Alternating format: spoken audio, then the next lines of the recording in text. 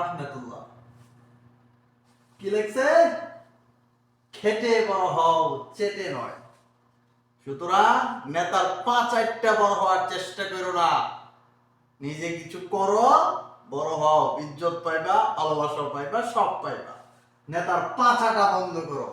যারা নেতার পাছাটো, তোমাদের মতন কর্মী পাছাটার কারণে নেতারা অপরাধ করে। যদি তোমরা নেতার পা না চাটো, নেতাদেরকে যদি তোমরা ওই রকম গোলামি না করো, তাহলে নেতারা রাস্তায় বাড়িতে ভয় পাইবে। একলা নেতা কিচ্ছু করতে পারবে না। তোমাদের মতন পাঁচাটা কর্মী আর পাঁচাটা ইয়ার কারণেই কিন্তু নেতারা অপরাধ করে, এটা 100%। বিশেষ করে দেখো যে কোনো নেতা কর্মী ছাড়া না, সকল নেতা ওই কর্মী করিয়া বর দিয়া পরেই করে।